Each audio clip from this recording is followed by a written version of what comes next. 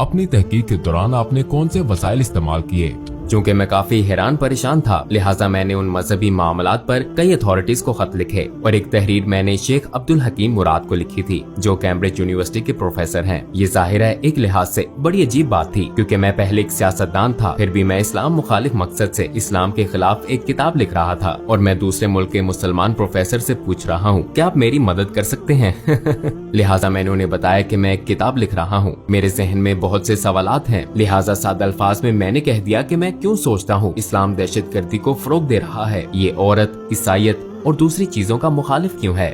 और शायद 6 हफ्तों बाद उन्होंने मुझे एक तफसीली ईमेल भेजी और बराह रास्त समझाना शुरू किया। मेरे बहुत से सवालों के जवाब दिए, लेकिन मुझे ये भी कहा गया कि आपको ये आर्टिकल पढ़ना होगा, ये किताब वो किताब पढ़नी होगी, उस शख्स से पूछना होगा। उनके समझाने का अंदाज बहुत तफसीली था, लेकिन बिलाखिर तमाम किताबें और मज़ामीन पढ़ लेने के बाद मैंने पुराने ओहद नामे के पैगम्बरों और मोहम्मद सल्लल्लाहु अलैहि वसल्लम के दरमियान मवाजना किया। अब मेरे पास कोई एतराज न था कि वो सब पैगम्बर हैं और ये नहीं है, और मैंने सोचा अच्छा, अगर मैं इन्हीं बुनियादों पर हजरत मूसा को तस्लीम करूं लेकिन पैगम्बर सल्लल्लाहु अलैहि वसल्लम को तस्लीम न करूं तो फिर ये कुछ और बात है। मैंने सोचा मैं इन्हें पैगम्बर क्यों नहीं समझता। मैंने सोचा शायद इसलिए कि उनकी बहुत सी बीवियां थीं, लेकिन फिर जब आप हजरत सुलेमान को देखते हैं या आप हजरत दाऊद इब्राहिम अलैहिस्सलाम को देखते हैं, पुराने ओहदनामे में कई अफराद का जिक्र है जिनकी 1 से ज्यादा बीवियां थीं। हत्ता कि जब आप गैर मजहबी किताबों में देखते हैं तो सकाफती तौर पर यूरोप, अफ्रीका, एशिया, हर जगह ऐसे मर्द हैं जो कई वजूहात की बिना पर कई बीवियां रखते हैं। तो मैंने सोचा कि अच्छा, ये भी कोई वजह नहीं हो सकती। तो एक एक करके ये तमाम वजूहात यकजा हुई। बिलाखिर मैंने सोचा कि मुझे कहना पड़ेगा ये सब पैगंबर नहीं है, मगर मेरा इस पर ईमान न था, क्योंकि मेरे ख्याल में जो काम उन्होंने किए, जो बातें उन्होंने की, जो मौजज़ात दिखाए, वो अपनी बातों और कामों से साबित शुदा थे। लिहाजा फिर तो वो हैं। और फिर मैंने कहा फिर मुझे ये तस्लीम करना पड़ेगा कि मोहम्मद सल्लल्लाहु अलैहि वसल्लम भी पैगम्बर हैं। लेकिन मुझे इसमें शुबा था। तो पहले मैंने सोचा कि तारीख मुझे बताती है कि वो सबसे बुरे शख्स हैं। फिर मैंने कहा कि शायद वो इतने बुरे ना हो, लेकिन वो पैगंबर भी ना हो। और बिलाखिर मुझे ये शुबा होने लगा कि वो पैगंबर ही हैं। हाँ, इसी बात ने मुझे एक बार फिर कई किताबें पढ़ने पर मजबूर किया। और एक बात जो मेरे ख्याल में अब्दुल हकीम मुराद के बारे में बहुत दानिशमंदाना थी, वो ये थी कि उन्होंने कहा तुम इस्लाम मुखालिफ दलाइल पर जो किताबें पढ़ते हो वो गैर मुस्लिमों ने लिखी हैं। अगर तुम ईसाईयत के बारे में मजीद जानना चाहते हो तो मुल्हिदों की किताबें ना पढ़ो, बल्कि ईसाइयों की लिखी किताबें पढ़ना शुरू करो। वो इस पर क्यों ईमान रखते हैं,